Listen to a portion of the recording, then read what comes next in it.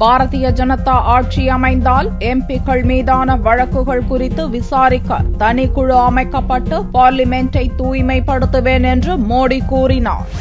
உத்தரப்பிரதேச மாநிலத்தில் திங்களன்று ஒரே நாளில் 4 இடங்களில் நடந்த பிரச்சாரக் கூட்டங்களில் பாரதிய ஜனதா பிரதமர் வேட்பாளர் நரேந்திர மோடி பேசினார். அவர் பேசுகையில் அரசியலை தூய்மைப்படுத்த பாடுபடுவேன் என்று உறுதி கூறினார். டெல்லியில் தாய் மகன் ஆட்சியால் நாடு நாசமாகிவிட்டதாக சோனியா ராகுலை சாடிய மோடி, அதேபோல உத்தரப்பிரதேசத்தை தந்தை மகன் ஆட்சி அழித்துவிட்டதாக முலாயம் சிங் அகிலேஷ் யாதவ் மீது குற்றம் சுமத்தினார். பகுஜன் சமாஜ் கட்சியும் சமாஜ்வாடி கட்சியும் ஒருவருக்கொருவர் பாடம் புகட்டிக் கொள்வதிலேயே தங்கள் ஆட்சி காலத்தை செலவழிப்பதாகவும் உத்தரப்பிரதேச மக்கள் நலனுக்கு எதுவும் செய்யவில்லை என்றும் மோடி குறை கூறினார். உத்தரப்பிரதேச மக்களின் ஏழ்மை நிலைக்கு காங்கிரஸ், சமாஜ்வாடி, பகுஜன் சமாஜ் கட்சிகளே காரணம் என்றும் மோடி குற்றம் சாட்டினார்.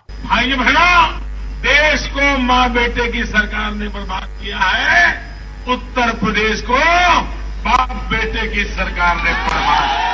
மத்தியில் தான் ஆட்சி அமைத்ததும் முதல் வேலையாக அனைத்து கட்சிகளைச் சேர்ந்த எம்பிக்கள் மீதான கிரிமினல் வழக்குகள் குறித்து விசாரணை நடத்த சிறப்பு குழுவை அமைப்பேன் என்றும் அதன் மூலம் கிரிமினல் இல்லாத பார்லிமென்டை உருவாக்குவேன் என்றும் மோடி கூறினார்.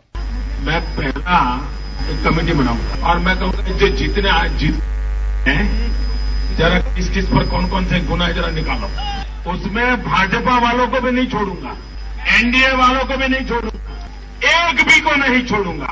और मैं सुप्रीम कोर्ट को कहूंगा इन पे तत्काल केस चलाओ और जो सच्चे गुनहगार हैं उनको जेलों में डालो. पार्लियामेंट को साफ करो पहले.